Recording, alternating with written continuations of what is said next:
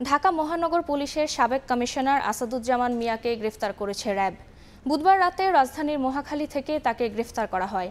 2015 সালে খিলগাঁও থানা ছাত্রদলের সাবেক সম্পাদক মোহাম্মদ নুরুজ্জামান জনিকে পুলিশি হেফাজতে ক্রসফায়ারের নামে হত্যার অভিযোগে ডিএমপির তৎকালীন পুলিশ কমিশনার আসাদুজ্জামান মিয়া সহ 13 পুলিশ কর্মকর্তাকে আসামি করে মামলা করা হয়। গত 3 সেপ্টেম্বর খিলগাঁও থানায় মামলাটি করেন জনির বাবা।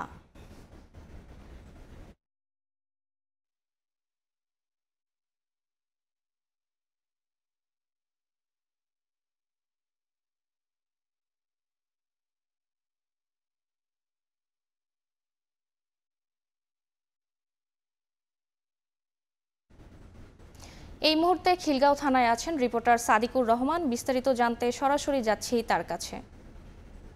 ডিএমপি কমিশনার আসাদুজ্জামান মিয়াকে আসলে র্যাব গ্রেফতার করে 11টার দিকে এবং রাত 11টার পরে কিন্তু তাকে খিলগাঁও থানার একটি মামলা, হত্যা মামলায় কিন্তু তাকে গ্রেফতার দেখানো হয় এবং মামলাটি ছিল যে 3 সেপ্টেম্বর এই মামলাটি দায়ের করা হয় এবং যে খিলগাঁও থানার যিনি ছাত্রদলের সাধারণ সম্পাদক ছিলেন এই সাধারণ সম্পাদক নুরুজ্জামান জনিকে আসলে পুলিশ হেফাজতে ক্রসফায়ারের নামে যে হত্যা করা হয় সেই মামলাটি তার বাবা ইয়াকুব আলী তিনি মামলাটি দায়ের করেন এই গত 3 সেপ্টেম্বর এবং এই মামলায় তাকে গ্রেফতার দেখানো হয় এবং এই মামলায় আসাদুজ্জামান মিয়া সহ কিন্তু আরও 13 পুলিশ কর্মকর্তা রয়েছে।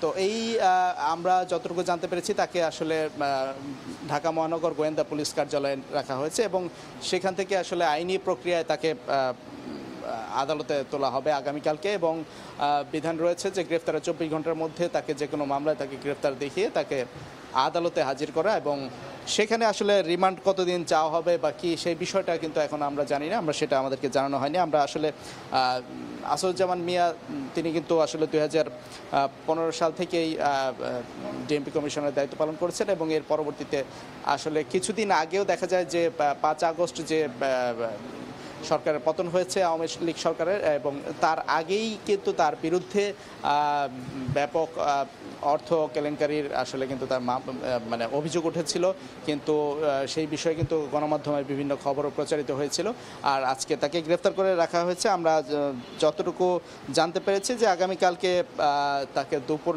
দুপুরের পরে তাকে আদালতে তোলা হবে এবং সেখানে এই মামলার বিষয়ে জিজ্ঞাসাবাদের জন্য তাকে রিমান্ড চাওয়া হতে পারে এবং কতদিন চাইবে সেটা ফরওয়ার্ডিংয়ে উল্লেখ থাকবে। আমরা এই পর্যন্ত ছিল সবশেষ।